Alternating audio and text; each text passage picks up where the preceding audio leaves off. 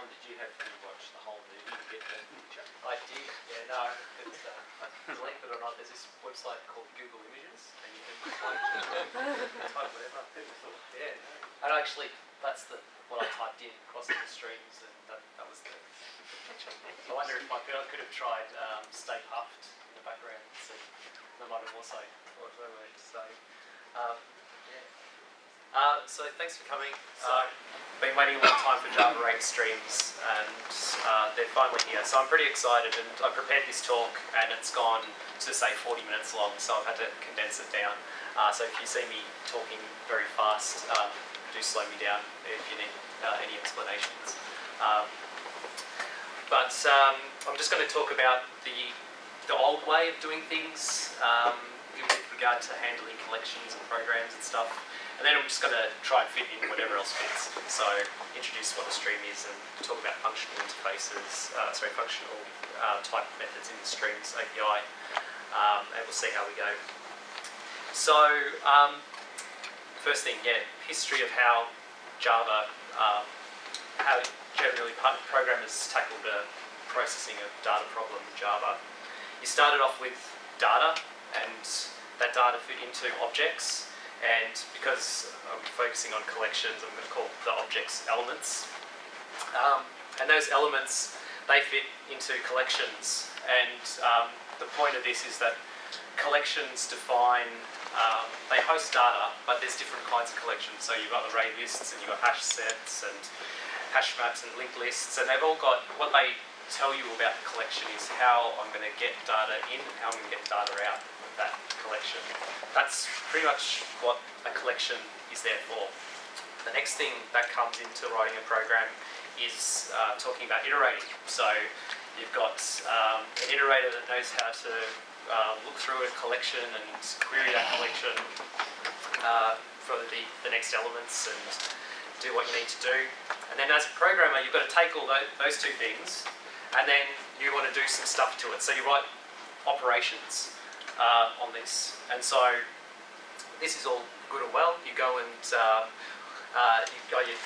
got some outputs, so you might write some unit tests to say this is what my output should look like. And then you wire it together with whatever you possibly can get your hands on. So all your little objects are now going through the operations and being munged. And this is fine, and this is how programs do their thing, and this is how we earn our bread and butter. So that's all good and well. That's what the JDK has given us so far. And that's, our job is to put all the glue together to write that in. But there's a problem with this in that, and Daniel had some good slides before with, showing the original version where you've got a for each loop, and you've got some if statements, and you've got a whole bunch of logic that you're conflating. You have to manage the collection and the iterator. You can't just focus on what the program needs to do and the operations themselves. So one of the driving blocks of one of Lambdas is to get away from code like this. This is in, I'm just going to bring up my presenter notes, sorry. So this is in the JDK, it's class.getInclosing methods, and it's basically a for loop, and then it's checking on, comparing a method name to some other method name that's higher up. There's just all this other stuff, checking on its length. If it matches, we're setting a flag to true. I believe when you look at this kind of code, and you say there's things like check style, and there's this thing called cyclomatic complexity, that kind of gets higher up on the alarm bell factor, which means it's harder to test, it's a bit of a pain. So this is a great example of why we need streams and separate out the logic to make stuff like this readable. It's not doing anything particularly great, it's just filtering through, doing some comparisons on method names really. And that's not all that important, but it's just so long and verbose. So, I mean, it feels great once you have mastered this though, It's like you're a conductor at an orchestra, and you've got it all going, and you might even have unit tests that actually tell you that it works too. That's really good. But then, eventually time goes by, and then it's kind of like you start seeing the side effects. You try to change your code, stuff starts breaking. You don't have a good visibility of what's actually been happening. So along comes Lambdas, so we can separate out that logic. And then the next part that comes along, they didn't just stop at Lambdas, they went on to do the streams API. And so this is an example stream. I'm going to try and stick to as many examples as I can rather than try and feed you lots of history and stuff like that. We'll see how we go. So we've got a collection over here called widgets. And then we're asking widgets for this, call this new method in JDK8 called stream, and stream will give us a stream object. Then we can from there filter that stream. So we're basically saying, give me all the widgets that are coloured red, and then after that, once you've got those, I want to map those. So I want to basically get just the weight value. That's an int parameter. So going back to the question before about dealing with primitives, you could have just had map, and that would have just returned a stream of capital or wrapped integers. Map to int just returns a primitive integer. That's not all that important. Really, it's just I can look at this. I can say I'm going to get all the weights that are for all the widgets that are red, and they're going to be summed up. And it's a lot more succinct than for loop and if statements and the rest of it. So. What exactly is a stream? Is it an iterator of some sort? Oh, I'm going to get to that. Yeah. So I might have deleted that slide, but maybe. So that's all good. So this is what a stream is, and this is the definition in the Java API. A sequence of elements supporting sequential and parallel aggregate operations. And I can't really make it much simpler other than it describes bulk operations on a sequence of elements. Simply, I've got a whole bunch of stuff to do to this whole block of the data, and I've gone on. Hopefully, you got the picture. It's talking about separating the mechanics of iterating from actually doing the work. It's not quite an iterator, and it's not a collection, but it does within the stream itself. It has to know about collections and has to know about iterators. And the quick answer to the question is that where they've added all these stream methods to the JDK, they've got the knowledge. The stream has flags about what kind of things it can do, and it knows about the properties of the iterator and the collection that it's dealing with, so that it can efficiently do all these aggregate operations in the fastest way possible.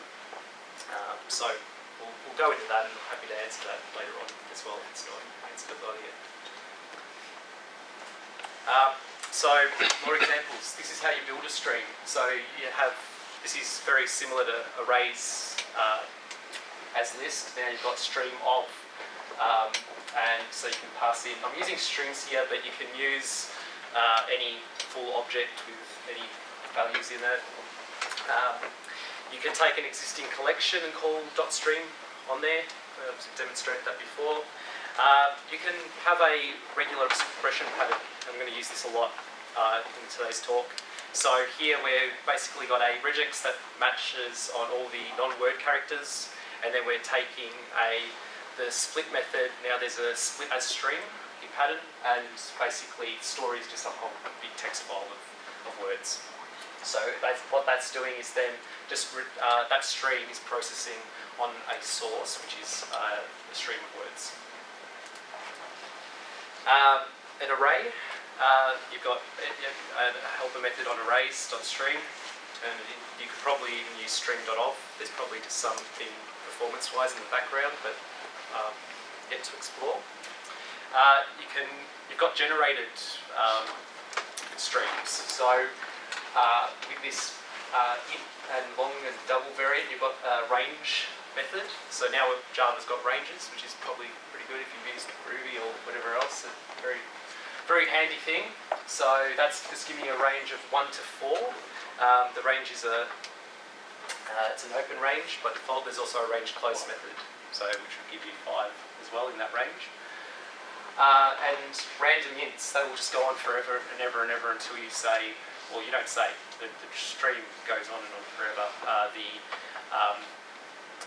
There's methods limit and skip, in a stream. So you can, the idea being that I've got this infinite stream that's giving data, and I'm just going to say, I'm going to tell my stream pipeline that it's limited to say 10, so it's not going on and on forever. And this is, I think, one of the most handiest and probably the first ones that you'll use yourselves. Basically, the files class has got this new method called lines, and lines just takes a path, which was from Java 7, so it's taken to a file, just files on steroids. But yeah, now you're getting a stream of all the lines in your file. After that, I'm doing this thing with a flat map on it, which is basically using the regex split from before and taking all the words in the line and then making a stream of just all the words. So it's taking a stream of a stream and then just making it into one big long stream. That's it. How are we going so far? It's a question. The streams, is that capital S streams, is that an interface? It's a class. It's got it's an abstract class. I don't know. I know there's base stream. So all the collections implemented? Stream. Yeah. When do the collections implemented? In which case it must be The collections don't implement it, they produce it. They've got a default method added to the collections called stream, and each of the collections has a different implementation, different flags.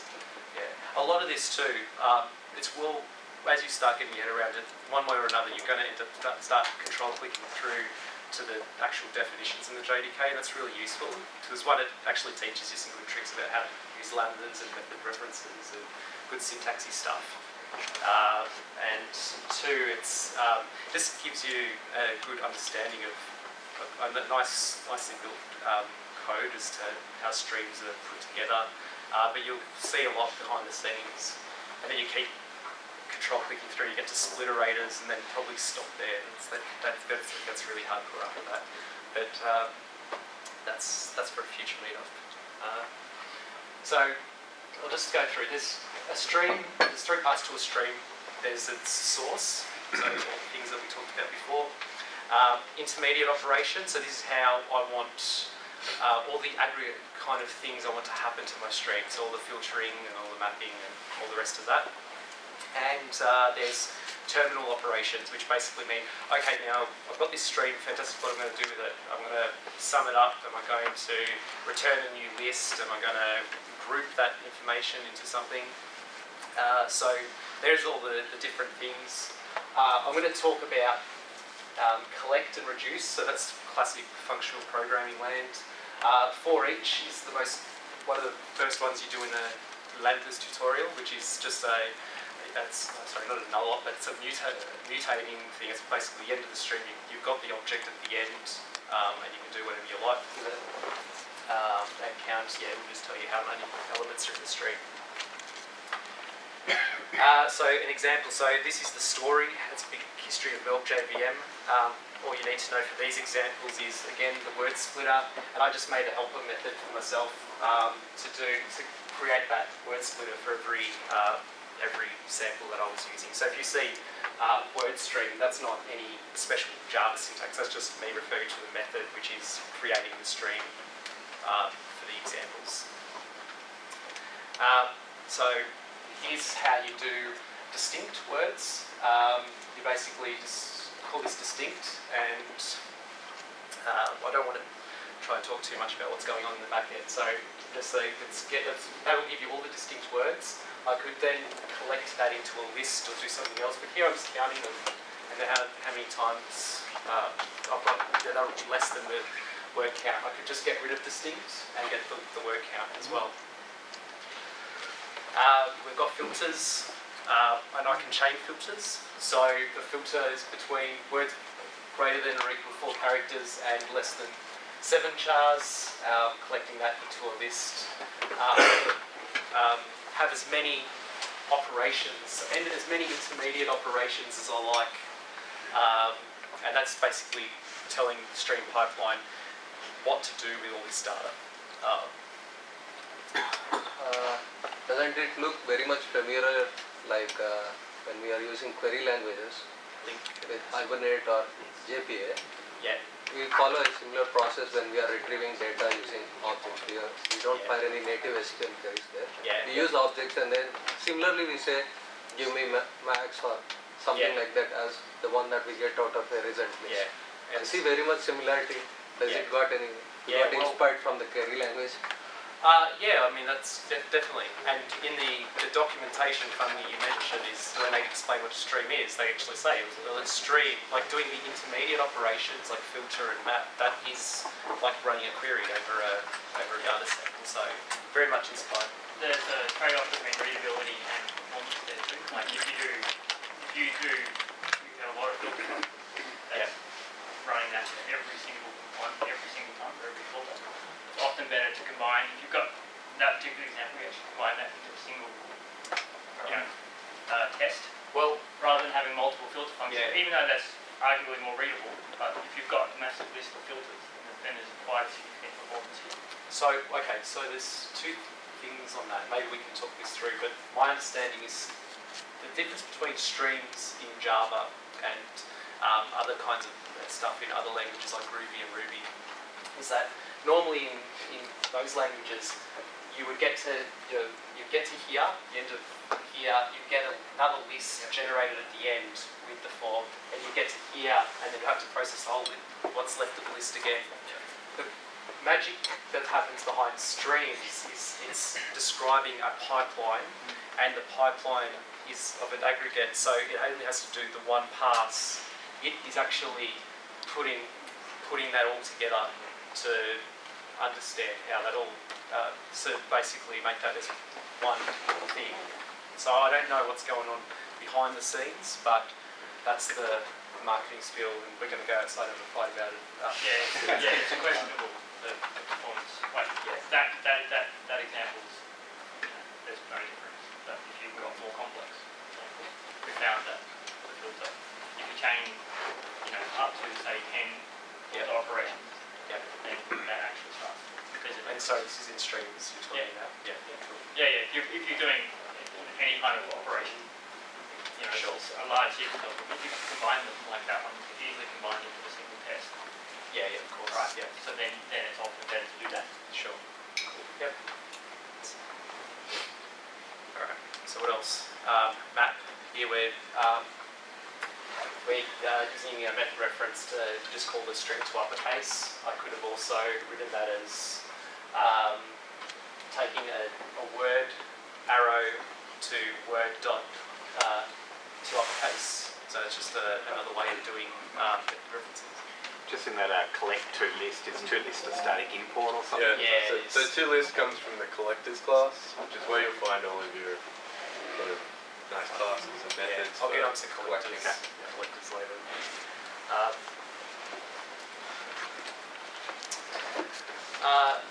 So that's filtering.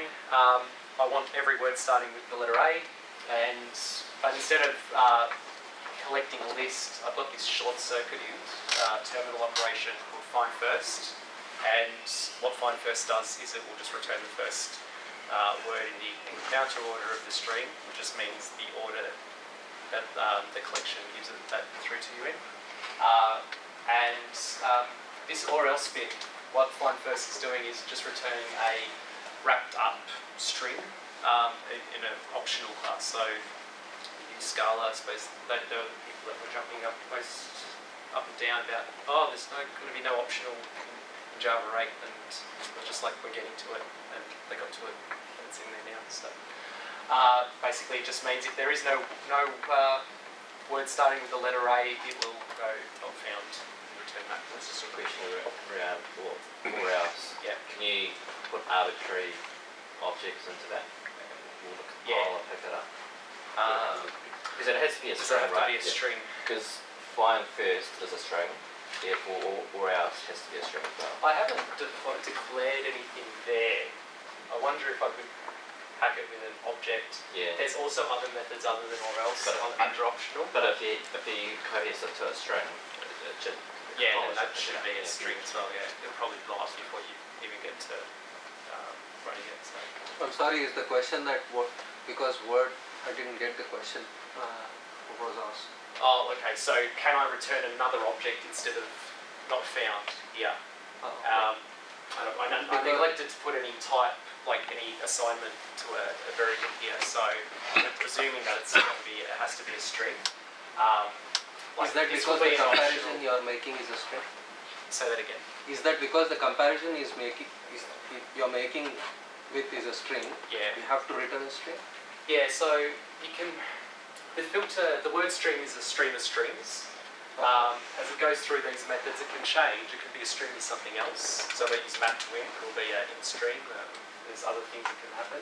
When I get to here, find first it returns an optional of string. And optional then gives me these methods like or else and a whole bunch of other stuff on there. So yeah, that's what's going on. Kon, is it possible to, rather than return a string, is it possible to put an object to return if it's or else statement?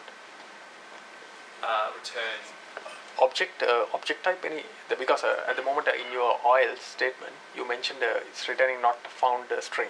yes. So rather than returning a string literal, can't we return an object type from that or else Yeah, statement? so I was thinking that too. Maybe you could coerce it to, if you had those cast it to even casting it or something like that. But Ultimately, I think it would have to be a string because it's operating on a string of strings. So it would expect. Wouldn't the optional It's, be typed as a string? I guess. yeah, so that's what's so that's what's going on there. There's a whole bunch of other methods on optional anyway, so we can have a look at that afterwards. I'm pretty sure there should be something to coerce there. So you shouldn't be afraid of working with option as a return. Like actually not, in a lot of cases you see a lot of code where they coerce it into something else, but actually having a return type of optional and then using that later on is actually quite powerful. Yeah, it's quite nice. What I've seen as well. I've got already over 20 minutes, so I'm just going to jump through these. I've already explained flat maps. So sorted, I can pass in a whole bunch of different comparators. So I'm comparing the length of the string, and then you can chain those comparators together. So then I'm just comparing on the natural order. So it just means the length of the word and then the alphabetical order of the word. Alright, that's talked about intermediates. This is terminal operation. So this is the very last thing. Up until this stage we've had, I've cheated a little bit. I've used toList and a few terminal operations already. So you've seen a few, but I'm going to go through a bit of the basic functional stuff here. And once you do a terminal operation on a stream, you can't use that stream ever again. So you've got to basically create a new stream from the source. Fair enough. Right. Reduce. So functional concept, all it means is that you start off with an accumulator value. So you were starting off with 0 and we're passing it a function. What do we do with all the elements that come from 1 to 10? And sorry for running through these really quickly, but hopefully this animation will help you. So this is, I'm trying to simulate a parallel stream here. The streams library splits up the list into multiple chunks to fit into different threads, and then it's going to run the function on each of those mini lists and do all the additions. Yes, and it just keeps breaking them down. So 10 plus 26 is 36. Next thing it'll add 36 and 19 and get to the answer of 55. We can go through that a bit later in a bit more detail, but basically the whole idea is we're starting off with an initial value, and then we're just keep adding the next thing in the string and getting another result back, creating a new object, and just as we pass through the string, that just keeps on going. So cousins with reduce is collect, and problem with reduce is simply that you're creating a new object every single time, and you might not want that. You might already have a list, or you might have a string builder that you want to keep adding to because it's much more efficient. So here what we're doing is that a collector has I've got this written down somewhere. So we've got a accumulator, we've got a supplier that tells us how to create the array list that we want to store all the results in. an accumulator function that says how to add. So here we're just interested in, we've got this element called E, and we're just interested in the two-string output of that. So we're just adding that on. And then this combiner function, which it only applies if you're using parallel streams. And what that just says is, once I've got all those, so going to the previous example where I had all the small zero or the or two element lists, how to bring all those guys back together. You can actually leave this out. There's a two-arc version of collect. I don't know what it does for parallel streams, but hopefully something sensible. Yeah, that's the idea with that guy. Taking some Java 8 syntax sugar to it. We're doing the same thing here. We're just using method references. So we're using the new on array. This is basically saying the same thing as new array list as we saw before. We're doing an add. The add is going to take an element, and that element's coming from this map where so instead of before we were doing e.toString, we're just doing that as an intermediate operation instead. And add all is our combiner at the end. It looks a lot nicer, but it does, if you haven't seen it, like me, as of a month ago even, would probably go, how's the add all, what's the actual elements, and then eventually you stop caring, like you realise you don't need to know variable names and stuff, and it just starts fitting together. Collectors. So you've seen quite a few examples. I'll just talk through. There's a joining one. So say you had a stream of strings and then you wanted to output a CSV file, you could have a joining with a comma in it. So you get all the elements back, combined commas. You've got min and max and averaging and a summarizing, which returns an object that gives you all the stats about, say, some numeric stream.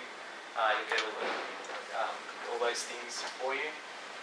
But the coolest thing about collectors is that you can chain them together. So there's the main thing that people want to do is do grouping by. So going back to the story example, we want to group the words by how often they appear, how often we're using the word is and are and that kind of stuff. So here basically we're just grouping by the word, and this is just an identity function, and there is actually a function somewhere, a static function called identity to do exactly that. And then what we're doing is we're chaining that, so we're saying once you've grouped the words, then you can go on to this, you can use this other collector called counting, and then that will just count how many is in each of those substreams, for lack of a better word. That example, I know I'm not explaining it as well, but I think the code speaks more for itself than how I can explain it. Last example, this is a bit more complicated. We've got a list of people, and they've all got cities, and we want to group their cities and create a set of their last names there. So all the person that is the last names of each city, like a phone book. So we're taking the group by, we're doing the get city, which is that city up there. We're calling this mapping collector, which is basically call a function and create a stream of those functions, so get last name. And then mapping has another collector it's chaining onto called toSet, and that's why we've got a set of last names, a set of strings up over here. How's that? Okay, got enough nods. That's I got it. Yeah. How did you go about, so say you wanted to collect first name and last name? Is that unique? So you can't use the method reference, but you could use the longer Lambda form. So you could just simply do, let's say P, just give you a P arrow, P dot get last name plus P dot get first name. You know, so format it yourself. Oh, I mean, like can you Group again? Yeah. Yeah, you can do that as well. So you can have subgroups and stuff like that. Okay. So that's actually a good segue. So if you want to know more about this stuff, definitely the Streams API package. So Java useful streams, look at the Java docs.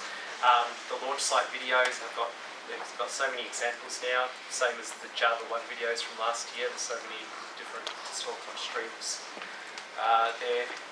And then what we did back in November when we had our Lambda workshop here, we based it off these 2 tutorials. So there's a Lambda tutorial, you can get this off GitHub, and a night hacking, Lambda hacking tutorial as well. So, and they cover different things, but you have a good rounded understanding of what's going on after that. Questions?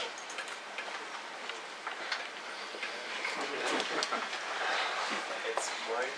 Can you fork a stream and have 2 streams so that one can be the terminal operation? No, that's a good question. It's like you read the manual or something. But yeah, they explicitly say that you can't fork streams, so that's why I had a method that was like my word stream. Because I would like to just say, keep a reference to that stream and then hit it again and again. But yeah, you can't do that. It's a limitation as it stands. I don't know what. I got one. So the as list, I think you called it a collector or a static Collectors. method. A collectors? So 2 lists? Yeah. Oh collectors. no, the as list there. Yeah. So when that Oh yeah, terminates. so this is just old school.